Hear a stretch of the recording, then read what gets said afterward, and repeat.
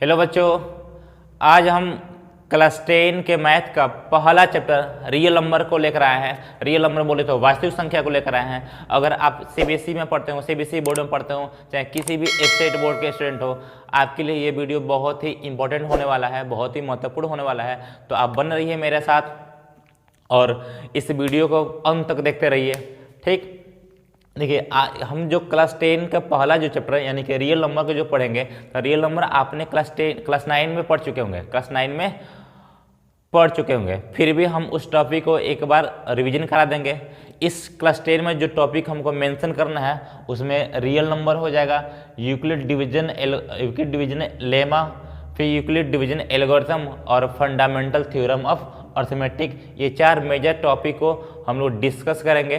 ठीक, as a maths teacher इतना कोशिश करेंगे कि आपको जो भी टॉपिक हम पढ़ाएं पूरा का पूरा 100% समझ में आ जाए, इतना कोशिश करेंगे हम। ठीक ना, और आप भी अच्छे से ध्यान से पढ़िएगा, हर बात को सुनिएगा। जितना भी टॉपिक पढ़ाएंगे एक बार ध्यान से देखिएगा, उसको ऑब्जर्व कीजिएगा क्या बातें हम बता रहे हैं। ठीक ना, वो टॉपिक बिल्कुल समझ में आएगा, इतना हम गारंटी लेते हैं। ठीक ना, चलिए हम शुरू करते हैं वीडियो को। देखिए इस चैप्टर में जो पहला टर्म होगा हमारा रियल नंबर होगा। चलिए हम रियल नंबर को देखते हैं। रियल नंबर क्या है भाई?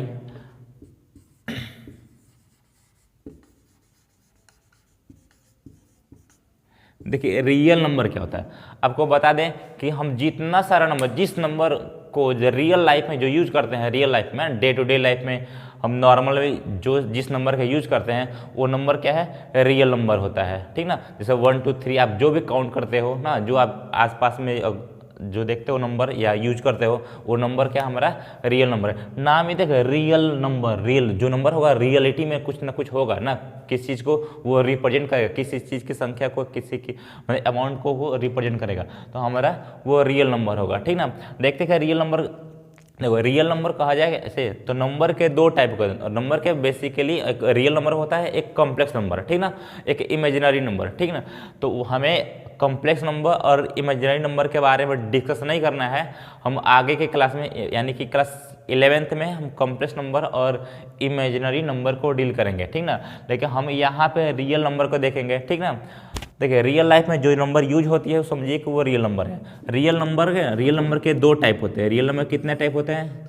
एक होता है रेशनल नंबर। क्या होता है? एक रेशनल नंबर।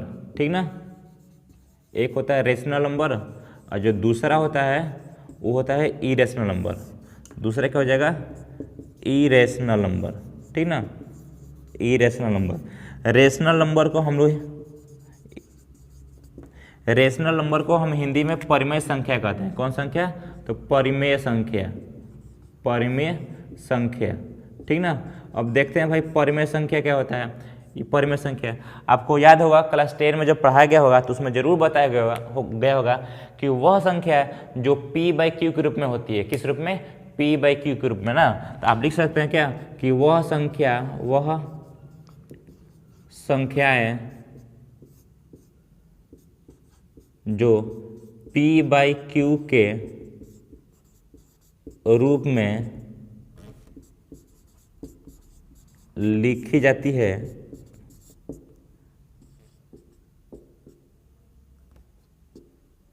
परिमेय संख्या कहलाती है। परिमेय संख्या कहलाती है जहाँ p और q क्या होगा? p और q आपका पूर्णांक होगा। जहाँ p और q पूर्णांक होगा और साथ में q का वैल्यू 0 नहीं होगा। बहुत पुराना डिफिनीसन है, आपको बता दें हाँ कि भाई वह संख्या जो p/q के रूप में ना, p/q मतलब कि न्यूमरेटर और डिनोमिनेटर के यानी कि अंश बटा हर के रूप में जो संख्या को लिखते हैं उसको बोलते हैं क्या? परिमेय संख्या या रेशनल नंबर। ठीक ना, परिमेय संख्या हो जाएगा या रेशनल नंबर। ठीक, अब देख लो बाबू। अब अच्छा ये तो हो गया परिमेय संख्या। अब परिमेय संख्या ऐसे भी कह सकते हो ना कि the ratio of integer and non zero integer is called rational number. क्या होता है?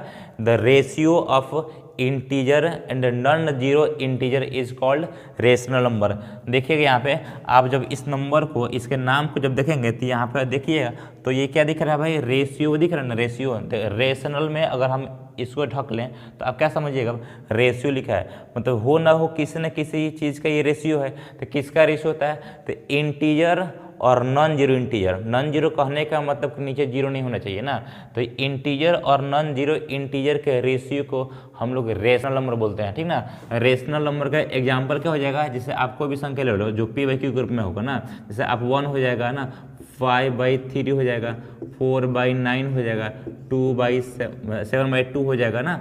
सब क्या है? ये आपका सब आपका रेशनल नंबर है। देख रहे हो बाबू? देख रहे हो ना? इस ऊपर भी नंबर है, नीचे भी नंबर है, मतलब कि जो भी नंबर न्यूमरेटर बाई डिनोमिनेटर के फॉर्म में लिखी गई होगी वो हमारा रेशनल नंबर हो जाएगा, ठीक ना। अब थोड़ा बताना बाबू कि जीरो रेशनल नंबर है कि नहीं? Zero is a rational number. क्या जीरो एक रेशनल नंबर है? तो देखो, जीरो के नीचे भी कुछ नहीं होगा तो क्या होगा? 1 होगा। तो जीरो भी बिल्कुल रेशनल नंबर संख्या है, रेशनल नंबर है, ठीक ना। जीरो भी रेशनल नंबर है, ठीक ना। तो हर नंबर के नीचे अगर जीरो ना हो जाए, 1 हो जाए, तो समझिए कि वो भी रेशनल नंबर है, ठीक ना। अब बताना थोड़ा सा कि क्या अगर 5/0 ये रेशनल नंबर होगा कि नहीं होगा? तो 5/0 रेशनल नंबर नहीं होगा क्योंकि इसका डिनोमिनेटर में क्या है? 0 है, तो ये आपका रेशनल नंबर नहीं होगा, ठीक ना। तो आप कह सकते हैं कि वह संख्या जो p/q के रूप में रिप्रेजेंट करता हो या रिप्रेजेंट करते हो उन्हें हम रेशनल नंबर कहते हैं। और आप जो देख रहे हैं ना ऊपर नीचे ना, न्यूमरेटर और डिनोमिनेटर में, तो यहाँ और कोई संख्या नहीं होनी चाहिए, इंटीजर होना चाहिए, पूर्णांक होना चाहिए, और नीचे वाला का वैल्यू 0 नहीं होना चाहिए, तब हम इसको रेशनल नंबर बोलते हैं, ठीक। अब देख लो बाबू, रेशनल नंबर में कुछ बातें देखेंगे। अच्छा, यहाँ देख लो, यहाँ पे इरेशनल नंबर। इरेशनल नंबर क्या होता है? सिंपल में ना, जो भाई p/q के रूप में, जो p/q के रूप में नहीं लिखा जाए, वैसा नंबर जो p/q के रूप में नहीं लिखी जाती हो उसे इरेशनल नंबर कहते हैं। इसका एग्जांपल देखेंगे तो देखो, √2 हो जाएगा, √3 हो जाएगा, पाई हो जाएगा, √5 हो जाएगा ना। मतलब रूट के अंदर कोई भी नंबर हो, अगर उसका स्क्वायर रूट नहीं निकलता हो तो सारा का सारा नंबर क्या होगा? इरेशनल हो जाएगा। कैसा नंबर होगा? इरेशनल नंबर होगा। चाहे कोई नंबर हो, क्या हो? नॉन टर्मिनेटिंग नॉन रेकरिंग हो, क्या हो? कोई नंबर हो नॉन टर्मिनेटिंग नॉन रेकरिंग। इस बात को हम आगे बताएंगे, फिलहाल अभी समझ लीजिए। जैसे कि अगर जैसे मान लो कि अगर हो जाए कोई नंबर 0.01000001 इस टाइप के कोई नंबर होगा, वो भी इरेशनल नंबर हो जाएगा, ठीक ना।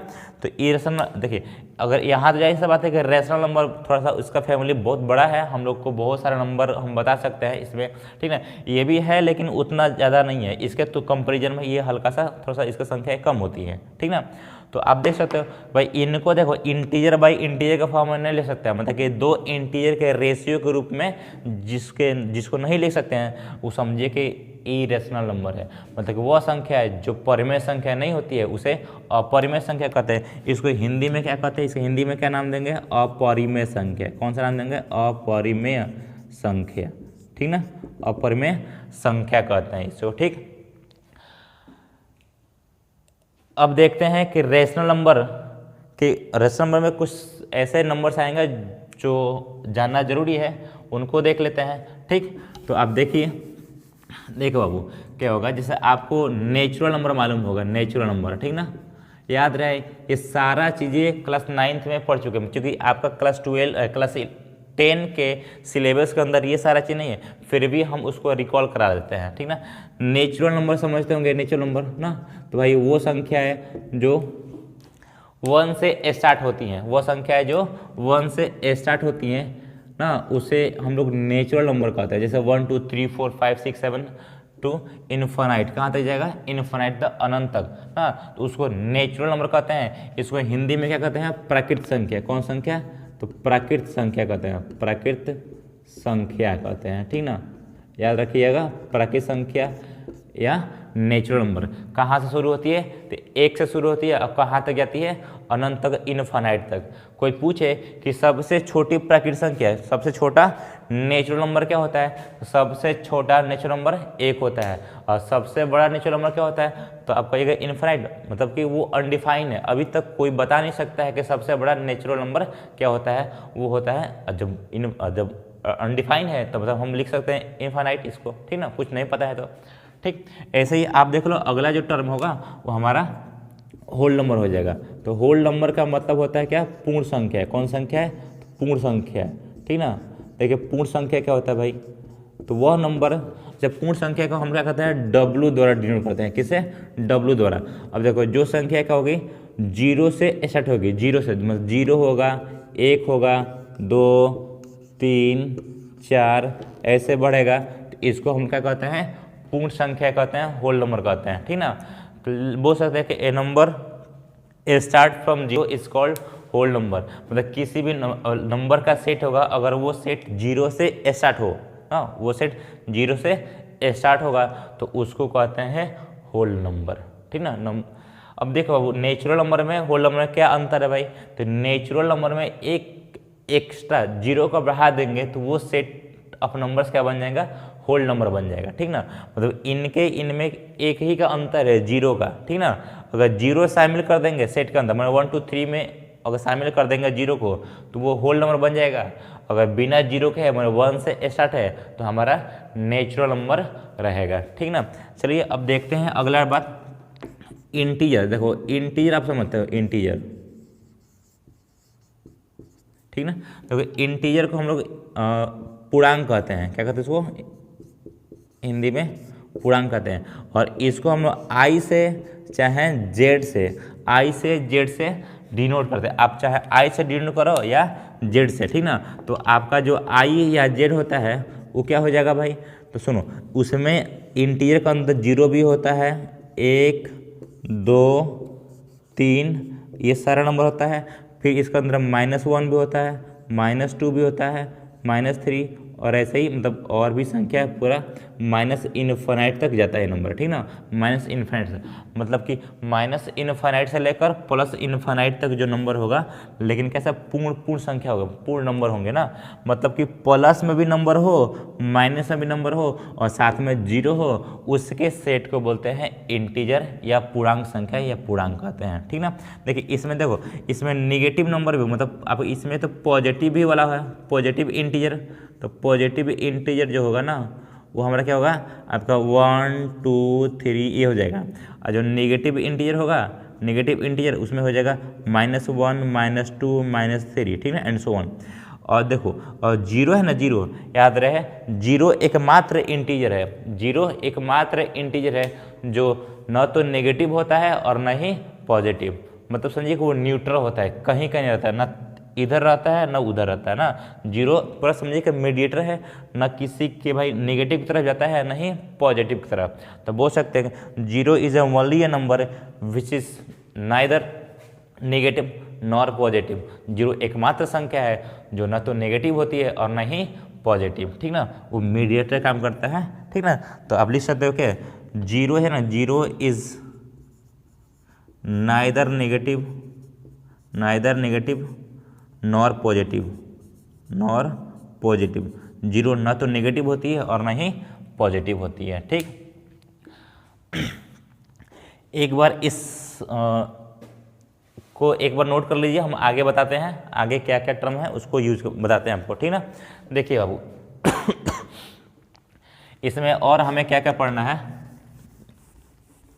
चलिए अब क्या करते हैं, हम प्राइम नंबर देखते हैं। प्राइम नंबर मतलब क्या होता है, प्राइम नंबर इसी को बोलते हैं हम लोग अभाज्य संख्या, अभाज्य संख्याएं। देखिए भाई साहब क्या होता है, कहता है कि ऐसा नंबर जिसके सिर्फ और सिर्फ 2 फैक्टर हैं, ऐसा नंबर जिसके सिर्फ 2 फैक्टर होंगे, वो भी कौन कौन, एक 1 हो और दूसरा वो खुद नंबर हो, उसको बोलते हैं प्राइम नंबर या अभाज्य संख्या, ठीक ना। जैसे आप देख सकते हो ये 2, तो 2 का फैक्टर करोगे तो क्या क्या होगा, तो 2 का फैक्टर में भाई 2 मतलब ऐसा नंबर जो 1 से कटेगा और खुद से कटेगा, तो वो नंबर हमारा प्राइम हो जाएगा या अभाज्य संख्या है। तो 2 किससे किससे कटता है, तो 1 से कटता, मैंने इसमें किस नंबर से भाग लग सकता है आसानी से, तो 1 से लग सकता है और 2 से लग सकता है। तो भाई इसके लिए 1 और 2 ही ना डिवाइड कर सकता है, तो हमारा 2 क्या हो जाएगा, प्राइम नंबर हो जाएगा। अब देखो तो 3 प्राइम होगा कि नहीं होगा, तो 3 भी प्राइम होगा, क्योंकि 3 में कौन कौन संख्या भाग लगा सकती है, डिवाइड कर सकती है। एक 1 कर सकती है डिवाइड, दूसरा 3 कर सकती है ना, तो 1 और 3 ही इसको डिवाइड कर सकती है, मतलब कि यह भी प्राइम नंबर होगा। मतलब कि वैसी संख्या है जिसके सिर्फ और सिर्फ 2 फैक्टर हो, ठीक, वो भी कौन कौन, एक 1 और दूसरा वो खुद नंबर, तो उसको हम लोग प्राइम नंबर या अभाज्य संख्या कहते हैं। तो 2 हो जाएगा, 3 हो जाएगा, अगला क्या हो जाएगा 5, ऐसे ही 7, ये 11, 13, फिर आपका कितना हो जाएगा 17, और भी बहुत सारा संख्या होंगी प्राइम नंबर, ठीक ना। तो प्राइम नंबर आप समझे अच्छे से, ठीक। अब बताओ, अब अगला जो होगा हमारा, देखो अगला जो बात है वो कंपोजिट नंबर है। क्या है, कंपोजिट, ठीक ना। कंपोजिट नंबर, ये क्या होता है भाई कंपोजिट, ये क्या होता है कंपोजिट, कंपोजिट का मतलब होता है भाज्य संख्या है। कौन संख्या है, तो भाज्य संख्या है। मतलब कि देखो इसका जस्ट उल्टा होगा, हम बताया है ना कि किसी नंबर के 2 गो फैक्टर होगा तो बोलेंगे प्राइम नंबर, लेकिन भाई किसी नंबर का 2 से अधिक फैक्टर निकल जाए, किसी भी नंबर के 2 से अधिक फैक्टर हो, तब उनको हम लोग कंपोजिट नंबर या भाज्य संख्या कहते हैं, ठीक ना। क्या कहते हैं, कंपोजिट नंबर या भाज्य संख्या। कब कहेंगे, जब किसी नंबर के 2 से अधिक फैक्टर निकल जाएं, ठीक ना, तो उन्हें हम लोग भाज्य संख्या कहते हैं। मतलब कोई नंबर 1 से कटे, खुद से कटे, अब इन दोनों के अलावा किसी और नंबर से भी वो कट जाए, मतलब डिवाइड हो जाए, तब बोलेंगे कंपोजिट नंबर, ठीक ना। जैसे आप देख लो बाबू कंपोजिट, ये वाला एग्जाम्पल इसका 4, और 4 किससे किससे कटेगा, तो 4 किससे कटेगा, 1 से डिवाइड हो सकता है, 2 से हो सकता है और 4 से। तब बताओ इसके 4, ये इसके 3 फैक्टर हो सकता है ना, मतलब 1, 2 एंड 4, तो इसके 2 से अधिक फैक्टर हो सकता है। जब 2 से अधिक फैक्टर होगा तो बोलेंगे कि ये कंपोजिट नंबर है। जैसे 4 हो जाएगा, अब क्या हो जाएगा 4 आपका, तो 4 के बाद आपको ले लो ये 5 नहीं होगा 6 हो जाएगा, फिर आपको कितना 9 कर सकते हो, 10 हो जाएगा, कितना फिर 12, 15, ये आपका 16, ऐसे ही नंबर क्या होगा, ये सब कंपोजिट नंबर। जितना सारा नंबर लिखे हैं यहाँ पे सब वो 1 से कटेगा, तो 1 से डिवाइड हो सकता है, खुद से हो सकता है, और इन दोनों के अलावा किसी और नंबर से भी डिवाइड हो सकते हैं, तो इनको बोलेंगे कंपोजिट नंबर, ठीक। यहाँ तक समझे, कोई दिक्कत कोई बात है, कोई दुख दर्द अगर हो तो बताइए, ठीक ना, कमेंट कीजिएगा क्या क्या क्या दिक्कत है, तो हम अगले वीडियो में डिस्कस करेंगे उसके बारे में, ठीक। देखो बाबू अब तो ये तो हो गया कंपोजिट, थोड़ा सा इवन बात समझो, इवन नंबर। अच्छा याद रहे थोड़ा सा, कोई पूछे कि सबसे मतलब स्मॉलेस्ट प्राइम नंबर क्या है, स्मॉलेस्ट प्राइम नंबर, तो भाई सबसे छोटा प्राइम नंबर क्या होता है, 2 होता है। सबसे छोटा प्राइम नंबर क्या है, 2। और जितने भी प्राइम नंबर होते हैं ना, उस सब के सब ऑड होते हैं एक्सेप्ट 2, मतलब कि 2 को छोड़कर बाकी हर एक प्राइम नंबर ऑड होता है। अब सिर्फ 2 ही एकमात्र ऐसा प्राइम संख्या है जो इवन होता है ना। तो कोई पूछे कि इवन प्राइम नंबर क्या होता है, तो इवन प्राइम नंबर क्या हो जाएगा, तो आपका 2 हो जाएगा। इवन प्राइम नंबर 2 हो जाएगा। स्मॉलेस्ट प्राइम नंबर कोई पूछे तो 2 हो जाएगा। लेकिन वहीं पे कोई पूछे कि स्मॉलेस्ट ऑड प्राइम नंबर, मतलब ऑड होगा, तो स्मॉलेस्ट ऑड प्राइम नंबर कितना हो जाएगा, 3 हो जाएगा, क्योंकि ऑड हमारा 3 है। चलो एक बार इवन ऑड के बाद कंसेप्ट खत्म कर लो इसको।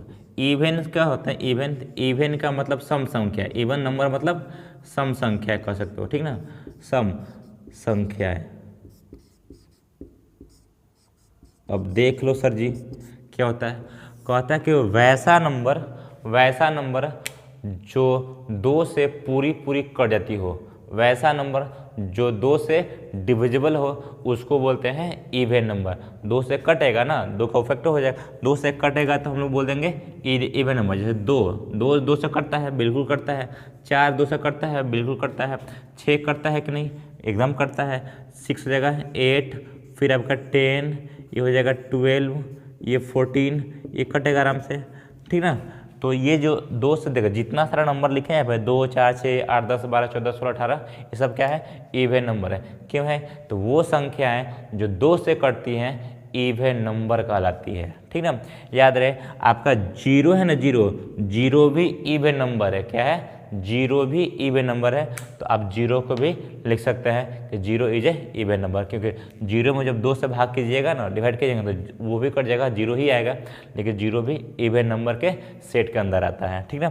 अब चलो ऑड समझो। ऑड क्या होता है भाई, ऑड नंबर। ऑड नंबर का मतलब विषम संख्या है। कौन संख्या है, विषम संख्या है। अब ये क्या होता है भाई, विषम संख्या चाहे ऑड नंबर। देखो इसका जस्ट उल्टा है, जो 2 से कटेगा उसको बोलेंगे इवन नंबर, जो 2 से नहीं कटेगा उसको बोलते हैं ऑड नंबर। जो 2 से नहीं कटेगा उसको बोलते हैं ऑड नंबर। चलो भाई, तो इसका एग्जाम्पल लिख लो, क्या हो जाएगा, 2 से ना कटेगा। कौन कौन नहीं कटेगा भाई, तो आपका ये 1 नहीं कटेगा 2 से, हाँ पूरा। अरे भाई ऐसा नहीं कर डेसिमल में कटा कर डेसिमल में कर दो ना, तो 0.5 हो जाएगा। नहीं, वैसा नहीं करना है, हमें परफेक्ट कटना चाहिए ना। तो वैसे तो कट नहीं रहा है, तो भाई 1 नहीं कटेगा 2 से, 3 नहीं कटेगा, आपका 5 7 9 11 13, ऐसे ये नंबर क्या है, ऑड नंबर है, ऑड नेचुरल है, ठीक ना। ये 2 से नहीं करते हैं तो इन्हें विषम संख्या कहते हैं, ठीक ना। ये सम संख्या, ठीक ना। अभी तक हम लोग क्या पढ़े, तो रियल नंबर पढ़े। रियल नंबर का टाइप पढ़े क्या, रेशनल नंबर और इरेशनल। रेशनल नंबर क्या पढ़ते हैं भाई, वो संख्या जो p/q के रूप में होती है उन्हें रेशनल बोल सकते हैं। यानी कि p मतलब इंटीजर और नॉन जीरो इंटीजर के फॉर्म में जो नंबर रहेगा उसको बोलेंगे रेशनल नंबर, ठीक ना। जैसे न्यूमरेटर और डिनोमिनेटर के फॉर्म में रहेगा तो बोलेंगे रेशनल नंबर, ठीक ना। और इरेशनल में देखा था जो p/q के रूप में नहीं लिखी जा सकती है उसे हम लोग इरेशनल नंबर कहते हैं, ठीक ना। जैसे √2 √3 √5 क्यूब √3 क्यूब √5, ये सब क्या है, चाहे पाई हो गया, ये पाई भी क्या है, अपरिमेय संख्या है, इरेशनल नंबर है, ठीक ना।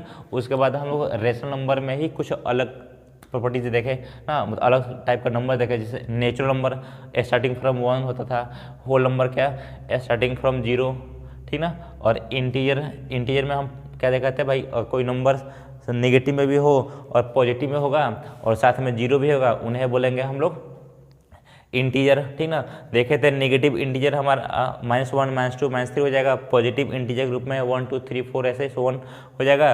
और जो 0 था, 0 एकमात्र नंबर होगा जो न तो नेगेटिव होगा और न ही पॉजिटिव होगा, ठीक। फिर हम लोग क्या देखे थे, प्राइम नंबर देखे थे। प्राइम नंबर यानी कि अभाज्य संख्या। अभाज्य संख्या कहते हैं कि भाई जिस नंबर के सिर्फ और सिर्फ 2 फैक्टर होंगे, यानी कि वो खुद होगा और 1 होगा, उन्हें हम लोग प्राइम नंबर कहेंगे। सबसे छोटा प्राइम नंबर हमारा 2 होता है, 2 3 5 7 11 13 17 सब क्या 19 आपका प्राइम नंबर है, क्योंकि ये नंबर किसी दूसरे नंबर से नहीं कटते हैं। जब भी कटेंगे तो 1 से कटेंगे चाहे अपने से ही खुद कटेंगे, ठीक ना। तो इन्हें बोलेंगे प्राइम नंबर, ठीक ना। अब देख लो कंपोजिट नंबर, तो कंपोजिट नंबर में को बोलते हैं हम लोग भाज्य संख्या। भाज्य में हो जाएगा भाई जो 1 से कटे, खुद से कटे और किसी दूसरे नंबर से भी कट जाए, मतलब जिस नंबर के फैक्टर या जो नंबर कम से कम 3 नंबर से कटता हो, कम से कम 3 नंबर से कटता होगा, उन्हें हम लोग कंपोजिट नंबर कह सकते हैं। यानी कि 2 से अधिक फैक्टर होगा तो उन्हें हम बोलेंगे कंपोजिट नंबर, ठीक ना। जैसे सबसे स्मॉलेस्ट सबसे छोटा कंपोजिट नंबर क्या होता है, सबसे छोटा भाज्य संख्या 4 होती है। फिर 6 9 आपका 8 भी हो जाएगा, यहाँ पे 8 भी हो जाएगा, क्या हो जाएगा 8 भी हो जाएगा, ठीक ना, 8 हो जाएगा आपका। फिर 10 12 15 16 ये सब क्या है आपका कंपोजिट नंबर के एग्जाम्पल है। कोई पूछे कि स्मॉलेस्ट कंपोजिट नंबर क्या होता है, सबसे छोटा कंपोजिट क्या बताओगे, 4 बताओगे, ठीक ना। अब देख लो भाई साहब, ये तो हो गया इवन नंबर समझते हो, ऑड नंबर समझते हो, ठीक ना। कोई पूछे भाई देखो 1 जो है ना 1, अब बताना 1 क्या है। 1 प्राइम होगा, ये प्राइम नंबर होगा कंपोजिट। याद रहे 1 का सिर्फ एक ही को फैक्टर है, क्या 1 है, लेकिन इसके जो डिफिनेशन में नहीं आता है, मतलब 1 न तो प्राइम है न ही कंपोजिट, ठीक ना। चलिए इस वीडियो में जो भी पढ़ाएं अभी स्क्रीन पे है, आप इसको नोट कर लीजिएगा, तो हम आगे बताते हैं। अगला टॉपिक शुरू करते हैं कि Euclid division lemma. Euclid division lemma के बाद करते हैं। चलिए देखते हैं क्या होता है। पहला very first we can discuss about lemma. कर लेमा क्या होता है, देखो लेमा क्या है। अच्छा हिंदी में इसको बोलते हैं यूक्लिड विभाजन परिमेयिका या लेमा का, कोई दिक्कत है, लेमा ही फेमस नाम है। कर lemma is proven statement. Lemma क्या है, एक प्रूव्ड स्टेटमेंट है, मतलब पहले से ऑलरेडी वो प्रूव हो चुका है ना statement, used for proving another statement. मतलब जो प्रमेयिका है या लेमा है ना, वो क्या है, एक स्टेटमेंट है, वो भी कैसा है स्टेटमेंट, तो प्रूवन, ऑलरेडी प्रूवन स्टेटमेंट है, जिसके हेल्प से हम किसी दूसरे स्टेटमेंट को प्रूव करते हैं। ठीक ना, देखेंगे यहाँ पे इस चैप्टर के अंदर हमारा क्या यूज है इसका। ठीक ना, तो आप समझिए ध्यान से। कहते हैं कि लेमा एक ऐसा प्रूवन स्टेटमेंट है या प्रूवन कथन है ना, जिसका इस्तेमाल, जिसका यूज हम लोग किसी भी स्टेटमेंट को प्रूव करने के लिए करते हैं। ठीक ना, लेमा समझ तो डिवीजन समझ तो भाग करना। ठीक ना, तो भाई जो लेमा यूज करेंगे हम लोग यहाँ पे डिवीजन के फॉर्म में यूज करेंगे। ठीक ना, और यूक्लिड का जगह, तो यूक्लिड का मतलब हो जाएगा आपका, अब यहाँ पे लिख लो यूक्लिड डिवीजन। और ये यूक्लिड एक मैथमेटिशियन थे ना, अब बहुत पहले। ठीक ना, तो वो आपने क्लास 9th में पढ़ा भी होगा, इनका नाम सुना होंगे भाई, यूक्लिड ज्योमेट्री जब पढ़े होंगे तो इनका नाम आया होगा। ठीक ना, तो उन्होंने ये सब दिया था, तो उनके नाम से भाई चलेंगे, उन्हीं के नाम चलेगा भाई। तो लेमा क्या होता है, तो याद रखिएगा लेमा क्या है, lemma is a proven statement used for proving another statement. हम आगे हम बताएंगे इसको और डिटेल में, लेकिन आप चलो भाई इसका डेफिनेशन को पढ़ लेते हैं पहले, उसके बाद चेक करते हैं। देखो क्या होता है कि हम एक ऐसे, मतलब मेन बात क्या है, ऐसा लेमा का मतलब समझ लो कि एक प्रूवन स्टेटमेंट होगा जो किसी चीज़ को प्रूव करने में मदद करेगा। अब एक्चुअली में ये पूरा क्या है, डिवीजन एल्गोरिथम क्या, या डिवीजन लेमा क्या है, या यूक्लिड डिवीजन लेमा क्या है। लिखे हैं कि Euclid division lemma, Euclid division lemma states that for any two positive integer. क्या कहता है कि यूक्लिड डिवीजन लेमा क्या करता है कि हमें बताता है, अगर दो नंबर, दो पॉजिटिव इंटीजर अगर दिया रहेगा, मान लीजिए ए और बी दो पॉजिटिव इंटीजर है, मान लेते हैं क्या ए और बी दो पॉजिटिव इंटीजर है, तब इन दो नंबर के अलावा दो और नंबर एग्जिस्ट करेगा, दो और नंबर एग्जिस्ट करता है। मान लीजिए वो नंबर Q और R है, ये नंबर ऐसे एग्जिस्ट करेगा कि इस पैटर्न को, इस रूल को फॉलो करेगा। मतलब कि A और B दो नंबर दिए रहने पर, A और B दो नंबर दिए रहने पे Q और R दो नंबर और ऐसे मिलते हैं सच दैट कि A = BQ + R हो जाता है। मतलब ये चार नंबर हो जाएंगे A और B, पहले से आपको बुक में, आपके सवाल में दिया रहेगा A और B। ठीक ना, तो A और B जब दिया रहेगा तो उसमें ऐसा काम करें, हम आगे बताएंगे, ऐसा काम करेंगे कि वो नंबर में और दो नंबर मिल जाएगा, मतलब Q और R दो और नंबर मिल जाएगा, ताकि A = B, A = BQ + R हो जाएगा। और जो ये R होगा ना, ये वाला R, वो क्या होगा, 0 से बड़ा और बराबर लेकिन B से छोटा। ये जो नंबर होगा हमेशा B से छोटा होगा, और कहाँ तक होगा, तो 0 तक हो सकता है, 0 भी हो सकता है, उससे बड़ा होगा, लेकिन जब भी होगा B से कम रहेगा। ठीक ना, चलिए इस बात को एग्जाम्पल के थ्रू समझते हैं। ठीक ना, एग्जाम्पल के थ्रू समझते हैं। चलो मान लेते हैं बाबू, एक नंबर है 2 और 7 लेते हैं। आपको बताया ना ऐसे कि दो नंबर है A और B रहने पर दो और मिलता है। चलो ये क्या है भाई, तो डिवीजन लेमा, मतलब डिवाइड के फॉर्म में हम सब काम करेंगे, डिवाइड करेंगे। चलो मान लेते हैं, चलो यहाँ पे 2 से इसमें आप डिवाइड करो। ठीक ना, चलिए 7 में भाग कीजिए 2 से, तो यहाँ पे क्या आएगा भाई, तो 2 3 6 हो जाएगा ना, 2 चौका 8 हो जाएगा, ऐसे तो अधिक हो जाएगा, 2 3 6, तो 2 3 6 भाग तो आता है सबको ना, इसमें कोई दिक्कत नहीं है। तो 2 3 6 हो जाएगा, यहाँ पे 6 लिखिएगा। अब क्या करते हैं, माइनस करते हैं, इसको माइनस करेंगे कितना आएगा, 1 आएगा। ठीक ना, माइनस करेंगे तो 1 आएगा। आपको चलो थोड़ा सा एक काम करते हैं ना, आप इसमें कुछ बातें हैं जो समझ लो। यहाँ पे ये जो नंबर है ना, ये जो नंबर है, इसको क्या कहते हैं, ये जो नंबर हमारा, तो उसको बोलते हैं डिवाइजर कहते हैं। क्या कहते हैं इसको, डिवाइजर। ठीक ना, याद रहेगा, डिवाइजर हिंदी में इसको भाजक कहते हैं। क्या कहते हैं, डिवाइजर को हो या हिंदी में भाजक को हो। ठीक, चलो ये जो नंबर है, तो इस नंबर को डिविडेंड कहते हैं। क्या कहते हैं इसको? डिविडेंड, ठीक ना। या इसको बोलते हैं क्या? भाज्य बोलते हैं हिंदी में, ठीक ना। ये जो नंबर आएगा इसको क्या कहते हैं? इसको तो इसको हम लोग कोसेंट कहते हैं। क्या कहते हैं इसको? कोसेंट, ठीक ना। इसको भागफल कहते हैं हिंदी में, भागफल, ठीक ना। आप याद रखो इंग्लिश में कोसेंट कहते हैं। ये जो नंबर है ये वाला, इसको हम लोग रिमाइंडर कहते हैं। क्या कहते हैं इसको? रिमाइंडर कहते हैं, ठीक ना। अब देखो यूक्लिड साहब ने क्या करा था कि इसके अलग अलग नाम दे रखे हैं। जैसे आपका होता है ना ए बराबर यहाँ था A equal to B Q plus R, तो भाई ए बी सी सब इसमें अगर मतलब ए बी क्यू आर क्या कह रखा था, तो हमको तो पहले से मालूम था ना ये दो नंबर कौन कौन भाई। तो इसको जो डिविडेंड को उन्होंने क्या कर दिया था, तो इसको ए मान लिया गया। किसको? मतलब उन्होंने ए इसको माना, डिवाइडेंड को क्या माना था? उनको ए मान लिया गया, ठीक ना। ये जो आपका कोसेंट है ये डिवाइजर आएगा, तो डिवाइजर को उन्होंने बी माना कि डिवाइजर हमारा बी रहेगा, ठीक ना। अब देखो जो कोसेंट आएगा तो उसको क्यू मान लिया गया, कोसेंट को क्यू और नीचे रिमाइंडर को आर कर देंगे, ठीक ना। अब चलो आपको बता दें कि हमारे पास क्या है 2 और 7 था, तो 3 और 1 2 और नंबर आया ना, तो वही हम बोल रहे थे क्यू और आर 2 और नंबर आएगा जो ताकि A equal to B Q plus R हो जाएगा, ठीक ना। अब देखो थोड़ा सा ए मतलब क्या है? ए मतलब ये ना जी। अब बताओ 7 को हमें लाना है। 7 में अब कौन सा ऐसा ट्रिक अपनाया जाएगा कि हमारा 7 आ जाएगा? तो थोड़ा देखो, तो अगर हम इसमें मल्टीप्लाई कर देंगे, 2 में 3 से मल्टीप्लाई कर दें और इसको ऐड कर देंगे तो क्या होगा? 2 में 3 से करोगे तो क्या होगा? 2 3 या 6, अब प्लस कर देंगे 1 तो क्या आ जाएगा? 7। तो 7 हमारा था ना डिवाइडेंड, मतलब कि उन्होंने बताया कि डिवाइडेंड जो होता है ना, डिवाइडेंड ना, यानी कि dividend is equal to divisor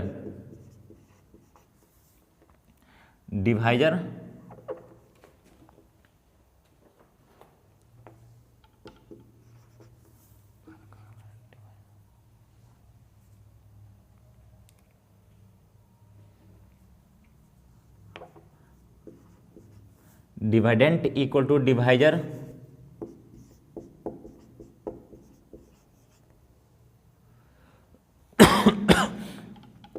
into quotient plus remainder कर देंगे, प्लस रिमाइंडर अगर कर दी जाए तो ये मिल जाएगा। मतलब कि डिवाइजर में कोसेंट से मल्टीप्लाई कर दो और रिमाइंडर को ऐड कर दीजिएगा तो हमारा क्या हो जाएगा? आपका ये मतलब डिवाइडेड मिल जाएगा। मतलब कि आप हिंदी में देखो तो कहते इसको क्या कि जो भाज्य होगा तो भाज्य इक्वल टू कितना होगा? तो भाजक कर लो, भाजक इंटू भागफल, भाजक इंटू ये कर लो भागफल, ठीक ना। अब प्लस शेषफल कर दो, शेषफल, ठीक ना। तो ये कर दोगे तो ये मिल जाएगा। अब देखो ना ये हमारा भाज्य क्या है? तो भाज्य यानी कि डिवाइडेंड क्या है? डिवाइडेंड हमारा ए था तो डिवाइडेंड ए हो जाएगा, ठीक है। डिवाइडेंड ए इक्वल टू, अब भाज्य क्या यानी कि डिवाइजर क्या है? तो डिवाइजर क्या हमारा बी है, तो डिवाइजर हमारा बी हो गया। और यहाँ पे कोसेंट क्या था? तो कोसेंट क्यू था, तो यहाँ क्यू हो गया, प्लस क्या रिमाइंडर यानी कि क्या था हमारा? आर था, तो ये आर हो गया। तो हम यही ना बताए थे आपको कि A equal to B Q plus R हो जाएगा, और जो ये आर होगा उसका वैल्यू कितना हो जाएगा? 0 का बराबर है उससे बड़ा, ठीक ना, लेकिन 20 से छोटा। अब तुम देखो ना यहाँ पे अगर 2 से डिवाइड करोगे तो यहाँ का जो नंबर होगा रिमाइंडर जो आएगा क्या दो भी नहीं हो सकता है, या 2 से तो बड़ा भी नहीं हो सकता है। अगर 2 होता तो हम तो 2 1 2 एक बार में और ना भाग कर सकते हैं, तो ऐसा तो है नहीं, ऐसा कभी आ भी नहीं सकता है। तो रिमाइंडर जब भी आता है तो इस नंबर से यानी कि भाजक से डिवाइजर से छोटा ही आता है। ये भी जब भी आएगा इतना, और कितना छोटा आ सकता है? तो 0 के बराबर तक यानी कि रिमाइंडर 0 तक आ सकता है या इससे छोटा ही आ सकता है, ठीक ना। तो ये रखना। अब इसी को हम क्या करते हैं ना, इसी को हम लोग बोलते हैं यूक्लिड डिवीजन लेमा। इसी आपको स्टेटमेंट को हम क्या बोलेंगे? डिवीजन एल्गोरिथम, ये यूक्लिड डिवीजन लेमा कहते हैं, ठीक ना। अब इसके मदद से हम लोग कुछ सवाल को प्रूव करेंगे, सॉल्व करेंगे, तो वहाँ देखेंगे, ठीक ना। आप इसको नोट कर लीजिए तो हम आगे अब देखते हैं थोड़ा सा यूक्लिड डिवीजन लेमा पर एक एग्जाम्पल देख लेते हैं। हम बताएं ना कि लेमा क्या होता है। कि लेमा एक ऐसा प्रूवन स्टेटमेंट होता है जो किसी सवाल को सॉल्व करने में या किसी स्टेटमेंट को सॉल्व करने में या उसको प्रूव करने में हेल्प करता है। चलिए इसमें देखते हैं कि इस सवाल को वो इसको मतलब शो डेट लिखा है, मतलब क्या प्रूव ही करना है, तो इसको प्रूव करने में उसे इस्तेमाल करते हैं, ठीक ना। चलो बाबू यहाँ देख लो, आपको यूक्लिड डिवीजन लेमा से, बाई यूक्लिड डिवीजन लेमा से क्या होगा कि a = BQ + R होता है। और आपको पता है कि जो R का वैल्यू कितना होगा, 0 के बराबर है, उससे बड़ा लेकिन B से छोटा होगा। ये कंडीशन अभी मालूम हो गया हमारा यूक्लिड डिवीजन और लेमा के थ्रू, ठीक ना। अब चलो मान लीजिए अगर यहाँ पे ऐसा मान लो कि b = 2 हो जाए, कितना b = 2 मान लो, यहाँ चूँकि 2 है 2b मान लो, तो हमारा क्या बन जाएगा, तो a जो होगा हो जाएगा क्या, 2q + r हो जाएगा, ठीक ना, 2q + r। और हम बताया है कि r क्या हो सकता है आपका r, तो r जब होगा तो r के जगह पर आपके पास क्या हो जाएगा, या तो 0 होगा या 1 होगा, 2 तो होगा नहीं। क्यों, क्योंकि हम बताएं कि b से छोटा ही होता है आपका r, b से छोटा ही होता है आपका r, तो 2 तो होगा नहीं, तो रिमाइंडर के तौर पे हमारा 0 और 1 आ सकता है, ठीक ना। तो अब ये क्या हो जाएगा आपका a = क्या बन जाएगा, तो या 2q, चूँकि r हमारा क्या है, अगर 0 हो जाए, अगर r का वैल्यू अगर 0 हो तो आपका a कितना हो जाएगा, a = 2q + 0 यानी कि 2q हो सकता है, ठीक ना। अगर r आपका कितना हो, 1 हो, तो हमारा a कैसा बन सकता है, तो 2q + 1, ठीक ना।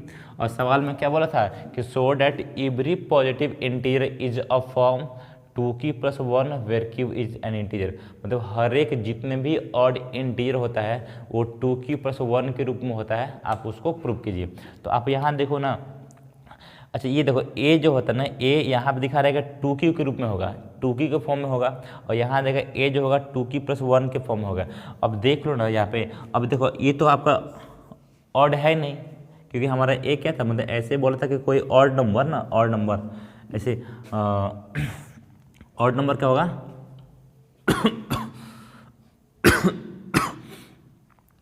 यहाँ पे कोई ऑड नंबर, तो जैसे मान लो ये है, तो a हमारा 2q के रूप में होगा नहीं, क्या है a हमारा 2q, मान लो यहाँ पे स्टार्टिंग में हम लोग चलेंगे कैसे लेट कि भाई a b a odd integer मांग चल रहा, ऑड इंटीजर, ठीक ना, ऐसा मांग चलना शुरुआत में, ठीक। तो अब देखो जो है ऑड होगा, यहाँ पे क्या 2q है, तो a हमारा ऐसा हो ही नहीं सकता है, नहीं हो सकता है कि 2q, देखो 2q जो है ना इवन नंबर है, 2q क्या है, इवन, 2 से 2 तो कट जाएगा ना, 2q में अगर 2 से डिवाइड करते हो तो ये आराम से कट जाएगा, मतलब कि ये जो a आपका है ये क्या हो गया, इवन हो गया, तो इस रूप में तो होगा ही नहीं, ठीक ना, इस रूप में होगा नहीं। यहाँ क्या देखते हैं, तो ये देख लो आप इसमें 2 से डिवाइड करोगे तो पूरा नहीं कटेगा, क्योंकि ये 2q है तो इवन नंबर है, और इवन में जैसे ही एक ऐड करेंगे तो ऑड बन जाएगा। जैसे 2 क्या है इवन में, 2 में 1 जोड़ते हैं तो क्या आता है, 3 आता है, 3 क्या है ऑड में, यानी इवन में 1 को अगर ऐड कर दें तो ऑड आता है, ठीक ना। तो ये हो जाएगा ऑड नंबर, तो ये ऑड हो गया, ठीक ना, ऑड। जब ऑड हो गया इसका मतलब a का फॉर्म हमारा ऑड के रूप में ही रहता है, ठीक ना। तो हम लेमा के इस्तेमाल सवाल को प्रूव करने में यूज करेंगे, ठीक।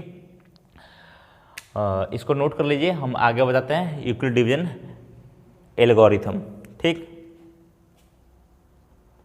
अब हम यूक्लिड डिवीजन एल्गोरिथम की बात करते हैं ना। यूक्लिड डिवीजन एल्गोरिथम क्या कहता है, ये देख लो, ये पहले सुनो, यूक्लिड डिवीजन एल्गोरिथम, एल्गोरिथम का मतलब समझिए कि सीरीज ऑफ स्टेप्स, मतलब कुछ स्टेप के कुछ पैटर्न के ये सीरीज होंगे, ठीक ना।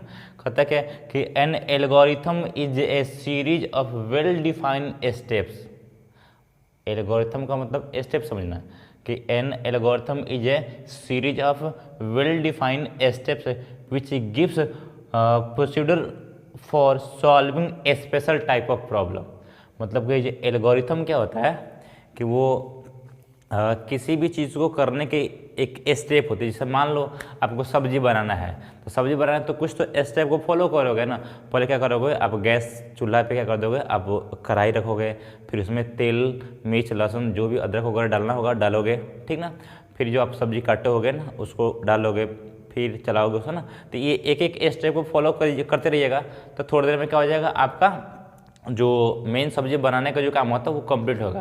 तो हम एक एक स्टेप को फॉलो करते हुए हमको जो काम दिया जाएगा उसको पूरा करेंगे, कंप्लीट करेंगे। तो जो आप एक एक स्टेप को फॉलो कर रहे हैं ना, तो वही हर एक स्टेप को फॉलो करते हुए जाएंगे, तो उसी को हम लोग एल्गोरिथम कहते हैं, ठीक ना।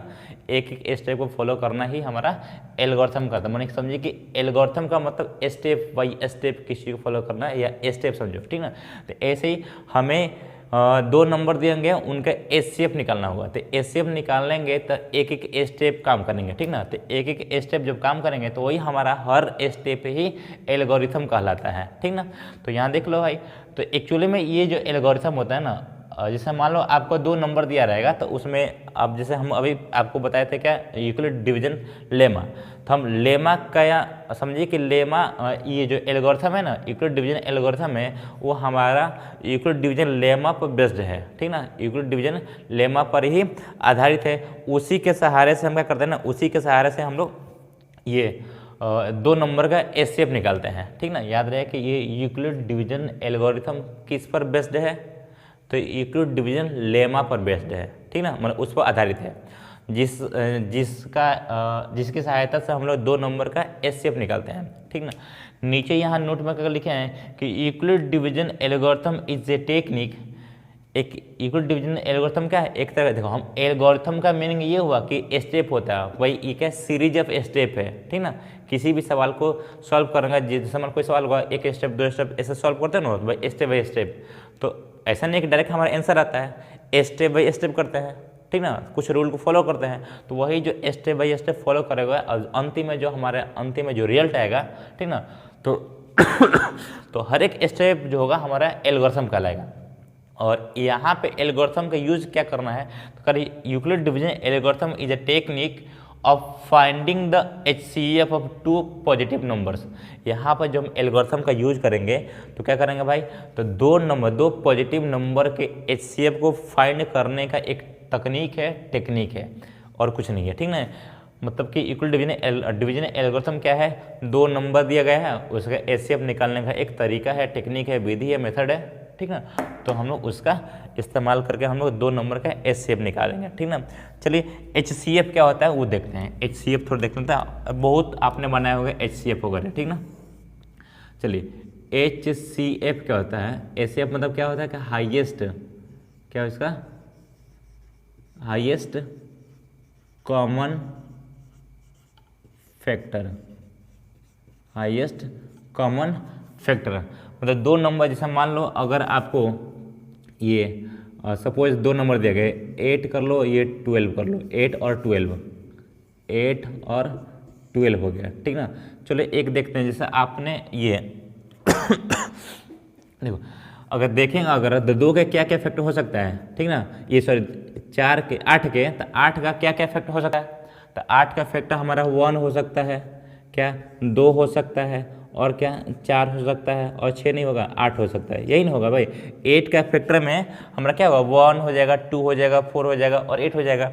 और यहाँ पे 12, यानी कि 12 का फैक्टर में क्या क्या हो सकता है, 12 का फैक्टर में क्या हो जाएगा, तो 12 का फैक्टर में आपका 1 से कर सकता है, मैंने 1 हो सकता है, फिर क्या होगा 2 हो जाएगा, फिर कितना हो जाएगा आपका 3 हो जाएगा, फिर 4 हो जाएगा, 5 नहीं होगा, 6 हो सकता है, और फिर अगला हो जाएगा 12, ठीक ना। तो ये आपका ये 12 का फैक्टर है, ये वाला 8 का फैक्टर है। अब देख लो इसमें क्या हाईएस्ट, हाईएस्ट में मैक्सिमम सबसे बड़ा, ठीक ना, हाईएस्ट में सबसे बड़ा ना, तो हाईएस्ट में सबसे बड़ा, तो हाईएस्ट कॉमन का मतलब है दोनों में शामिल होना चाहिए, हाईएस्ट में सबसे बड़ा भी होना चाहिए और साथ में कॉमन होना चाहिए। मैंने ये सब फैक्टर लिखे हैं, तो फैक्टर कैसा होना चाहिए, तो कॉमन। अब देखो तो एक कॉमन है, तो 1 कॉमन है ना, यहाँ पे कॉमन, तो यहाँ पे 1 कॉमन है, यहाँ 2 और 2 कॉमन है, 4 यहाँ 4 कॉमन है, फिर आगे कॉमन नहीं है, ठीक ना। तब क्या आपका एचसीएफ 1 हो जाएगा, 2 हो जाएगा कि 4 होगा। अब देखिए अब क्या बोलेंगे, ये तो कॉमन फैक्टर हमने चेक कर लिया, लेकिन उसमें देखिए हाईएस्ट क्या है, हाईएस्ट मतलब सबसे बड़ा क्या है, तो कॉमन फैक्टर तो देख ही लिए, लेकिन कॉमन फैक्टर में जो सबसे बड़ा आएगा वो हमारा एचसीएफ होता है। तो सबसे बड़ा क्या हो रहा है, तो यहाँ देखो 4, यहाँ पे 4, देखो 4 दोनों के फैक्टर में आता है, तो दोनों का फैक्टर में है तो कॉमन फैक्टर हो ही गया, तो ये मिल गया कॉमन फैक्टर। लेकिन कैसा चाहिए आपको, हाईएस्ट, क्योंकि HCF का मतलब ही होता है, इसका नाम में सब बात छुपा है। HCF का मतलब होता है हाईएस्ट कॉमन फैक्टर, क्या होता है हाईएस्ट कॉमन फैक्टर। तो ये 4 है, 4 हो गया। देखो इसमें भी भाई कॉमन है लेकिन सबसे बड़ा कॉमन वाला है, तो आपका HCF कितना हो जाएगा, HCF कितना हो जाएगा आपका इसका, तो यानी कि HCF ऑफ 8 and 12 इज 4 हो जाएगा ना आपका। मतलब आपका कर लो कि ऐसा हम लोग बचपन में बहुत सारा बनाया होगा, ठीक है, HCF निकाला होगा, तो जो सबसे जो हाईएस्ट कॉमन फैक्टर होगा वो हमारा HCF होगा। तो ऐसे करते हैं। अब लेकिन देखो हम यूक्लिड डिवीजन एल्गोरिथम और यूक्लिड डिवीजन लेमा का यूज करके कैसे बनाएंगे, चलिए हम अगले स्लाइड में देखते हैं। अगले वीडियो को पॉज करके इस बात को लिख लीजिए आप। चलिए एक एग्जाम्पल देखते हैं। कहते हैं find HCF of 45 and 60 with the help of Euclid division algorithm. मतलब यूक्लिड डिवीजन एल्गोरिथम का इस्तेमाल करके आप मतलब स्टेप का इस्तेमाल करके क्या करते हो आप HCF निकाल। याद रहे हम इसी तरह से सवाल को बनाएंगे, ठीक ना, याद ध्यान से देखिएगा। देखो मान लो आपका, अच्छा इसमें जो नंबर है ना आपको बताया गया ना, आपका यहाँ पे देख लोगे ये यूक्लिड डिवीजन लेमा के अनुसार, यूक्लिड डिवीजन लेमा के अनुसार क्या था, A और B 2 नंबर था, तो हम A इक्वल टू, तब हमारा Q और R 2 और नंबर मिलते थे, तो लिखते थे क्या A equal to BQ plus R लिखते हैं, ठीक ना। तो यहाँ पे सुनो, जो बड़ा नंबर होगा हम उसको A मान लेंगे, ठीक ना, जो बड़ा नंबर होगा उसको A मानेंगे। लेट क्या जाएगा, A बराबर आप 60 कर लो और B को मान लो कितना आप 45। हाँ क्या करते हैं ना, अब ये छोटा वाला से बड़ा वाला में भाग करते हैं, ठीक ना, कितना बार में जाएगा, तो 45 1 जा 45, 45 2 जा 90, तो 45 में 2 से कर देंगे तो 90 आ जाएगा, तो 90 ज़्यादा हो जाएगा तो एक बार में ही ले जाइए, तो कितना हो गया 45। अब चलो घटा दीजिए, कितना आएगा यहाँ पे 15 आ जाएगा। देखिए हमने एक स्टेप कंप्लीट कर दिया, क्या हुआ, एक स्टेप कंप्लीट कर दिया। अभी हमारा देखो, अब हमारा HCF कब आता है, जब यहाँ पर रिमाइंडर 0 हो जाएगा। यहाँ पर अगर 0 हो जाएगा तो ये हमारा HCF हो जाता, ठीक ना, यहाँ पर 0 हो जाता पूरा कट जाता, तो ये हमारा HCF। लेकिन यहाँ 0 नहीं है, जब 0 नहीं आएगा तो फिर से एक बार और स्टेप आगे बढ़ेगा, एल्गोरिथम को हम अप्लाई करेंगे फिर से। क्या करेंगे फिर यहाँ पे, तो हमारा ये जो 45 ये 45 अगेन डिवाइडेड होगा किससे, 15 से, ठीक ना। तो ये मतलब ये हमारा डिवाइजर ही दोबारा डिवाइडेंड बनेगा, डिवाइजर ही डिवाइडेंड बनेगा। यहाँ पे जो पहले स्टेप का जो रिमाइंडर रहेगा वो दूसरे स्टेप का डिवाइजर बन जाएगा। याद रहे, मतलब कि आपका रिमाइंडर फर्स्ट स्टेप का रिमाइंडर सेकेंड स्टेप में जाएगा तो डिवाइजर बन जाएगा, और फर्स्ट स्टेप का डिवाइजर सेकेंड स्टेप में डिवाइडेंट बन जाता है, ठीक ना। अब भाग करो, अब भाग करो कितना आएगा, तो 15 3 जा 45। अब घटाओगे, घटाओगे कितना आएगा 0, यानी कि रिमाइंडर 0 आ गया। जब रिमाइंडर 0 आएगा तो लास्ट वाला, ठीक ना, जब रिमाइंडर 0 आ जाएगा तो लास्ट वाला जो डिवाइजर होगा, लास्ट वाला मतलब लास्ट में क्या ये बचा ना, तो सेकंड स्टेप, तो HCF हमारा अंतिम वाला डिवाइजर, यानी HCF अब कितना का 45 का और ये 60 का, ठीक ना, कितना हो जाएगा, तो 15 हो जाएगा, ठीक ना। ऐसे कर देंगे, ठीक ना। अब देखो, अब इसको थोड़ा अच्छे से लिख देंगे, सजा कर लिख देंगे ताकि लगेगा भाई फर्स्ट स्टेप सेकंड स्टेप है, तो ठीक ना। A था 60, B था कितना 45, तो आपको पता है कि ऐसे ये यूक्लिड डिवीजन लेमा के अकॉर्डिंग क्या होता है, A equal to BQ plus R होता है, ठीक ना। अब देख लो यहाँ पे A क्या था आपका, A तो 60 है, A क्या है 60 है। अब देख लो, मतलब आपको पता था ना A क्या होता है आपका डिवाइडेंड, B क्या होता है आपका डिवाइजर, Q क्या होता है कोसेंट, R क्या होता है रिमाइंडर, ठीक ना। तो B मतलब क्या, तो 45 हो जाएगा, तो 45 इंटू 1 कर देंगे।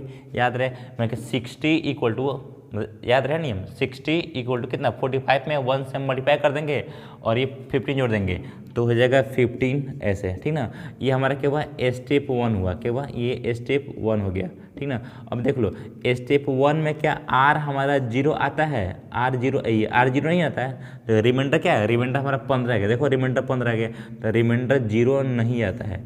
जब रिमाइंडर 0 नहीं आएगा तो स्टेप और आएगा, हम तब तक ये काम करते रहेंगे जब तक कि रिमाइंडर हमारा 0 नहीं है, मतलब ऐसे डिवाइड तब तक करते रहिएगा जब तक कि आपका रिमाइंडर जीरो नहीं आ जाए, ठीक ना।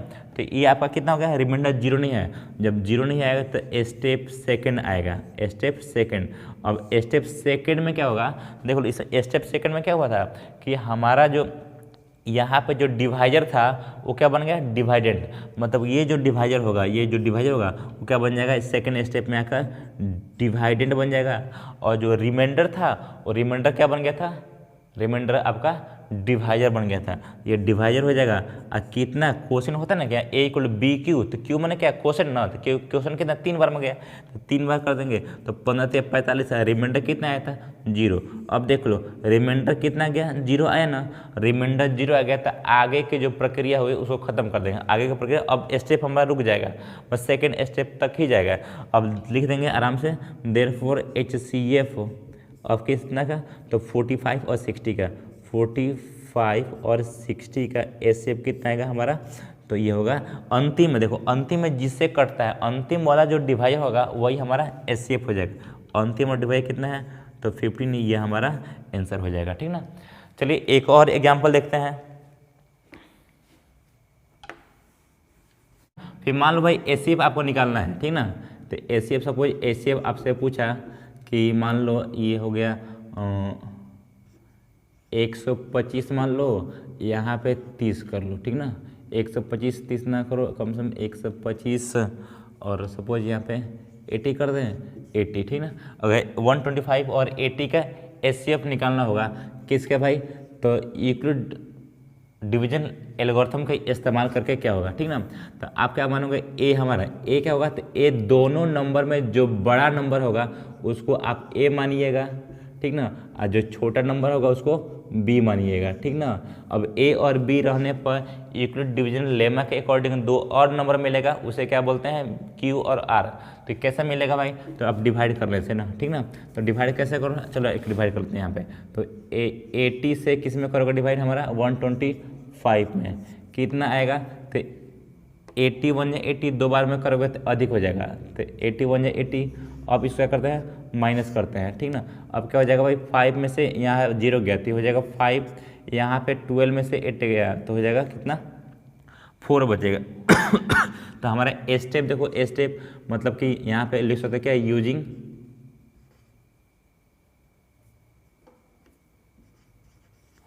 यूक्लिड डिवीजन एल्गोरिथम, ठीक ना। यूक्लिड डिवीजन एल्गोरिथम का इस्तेमाल करो हम लोग। तो स्टेप 1 में देखो, तो स्टेप 1 में क्या हो जाएगा, तो यही नहीं कहता है। देखो हम एक स्टेप 2 स्टेप 3 स्टेप लिखेंगे तो ये हमारा क्या हुआ, यूक्लिड डिवीजन एल्गोरिथम हुआ। लेकिन हर एक एल्गोरिथम में हम क्या अप्लाई करते हैं, तो यूक्लिड डिवीजन लेमा अप्लाई करते हैं। जैसे आपको यहाँ पे क्या, A equal to B Q plus R हो गया, यहाँ भी क्या, A equal to B Q plus R हो गया। तो हर एक स्टेप में क्या हो रहा है, आपका यूक्लिड डिवीजन लेमा ही अप्लाई हो रहा है ना। तो समझिए कि एल्गोरिथम कुछ और नहीं है, लेमा पर आधारित ही स्टेप है, उसी पर बेस्ट स्टेप है, ठीक ना। तो स्टेप 1 में क्या हो जाएगा आपका, स्टेप 1 में तो देख लो हमारा ये क्या हो जाएगा, आपका ए हो जाएगा, ये बी हो जाएगा, ठीक ना। तो मतलब कि आपका कितना हो गया, 125 इज इक्वल टू कितना है, 80। तो ये कैसे मिलता है, तो बी में क्यू से मल्टीप्लाई करते हैं, इसको ऐड करते हैं, तो 80 इंटू क्या हो जाएगा 1 प्लस 45 हो जाएगा। तो ये हमारा स्टेप 1 हो गया। अब बताइए क्या आर का वैल्यू 0 आया, क्या आर का वैल्यू 0 आया, नहीं। जब 0 नहीं आया तो स्टेप और आगे बढ़ेगा, तो स्टेप सेकंड आ गया, स्टेप सेकंड, ठीक ना। जब स्टेप सेकंड आ जाएगा तो अब बताया था ना, तो स्टेप सेकंड में क्या करते हैं, तो अब 45 हमारा डिवाइजर बन जाएगा, और ये जो पहले का जो डिवाइजर था वो हमारा डिवाइडेड बन जाएगा, 80 बन जाएगा। अब चलो 80 में कर दो, कितना हो जाएगा स्टेप तो 45 1 जब 45 कर लो, कितना हो गया यहाँ पे, तो ये हो जाएगा कितना घटाओ, घटाएंगे तो 5 हो जाएगा, यहाँ पे 3 हो जाएगा, कितना। अब अगले स्टेप में क्या हो जाएगा भाई, तो 80 हमारा क्या हो जाएगा, ये डिवाइडेड बन जाएगा, 45 क्या बन जाएगा हमारा, ये डिवाइजर। कितना बार में गया था, एक बार में, कितना रिमाइंडर बचा, 35। क्या आर का वैल्यू 0 आया, नहीं आया, नहीं आया तो स्टेप एक और बढ़ेगा, स्टेप थर्ड आएगा, ठीक ना। ऐसे ये काम तब तक करेंगे जब तक आर का वैल्यू हमारा 0 नहीं आता है। अब क्या हो जाएगा स्टेप थर्ड में, तब 35 में कितना से भाग करेंगे, 45 से, 45 मतलब 45 में 35 से भाग करेंगे, एक बार में जाएगा, तो कितना आएगा, यहाँ पे 10 आ जाएगा, ठीक ना। तो यहाँ पे अब कितना हो गया स्टेप में, तो 45 is equal to 35 into 1 plus कितना हो जाएगा 10 कर देंगे, ठीक ना। तो अभी भी जीरो आया, आर का वैल्यू जीरो नहीं आया। जब नहीं आया तो स्टेप क्या होगा, स्टेप अगला यानी कि फोर्थ स्टेप आ जाएगा। तो फोर्थ स्टेप में क्या होगा, तो अब देख लो तो फोर्थ स्टेप हमारा में अब देखो 35 आगे हो जाएगा, यहाँ पे 10 हो जाएगा। अब चलो, तो अब देखो 10 से कितना 35 में भाग करोगे ना, तो 10 3 30 हो जाएगा, ठीक ना। 5 रिमाइंडर बच गया 10 3 30 प्लस 5 रिमाइंडर। अभी आर का वैल्यू देख लो, यहाँ पर आर का वैल्यू कितना, जीरो नहीं आया।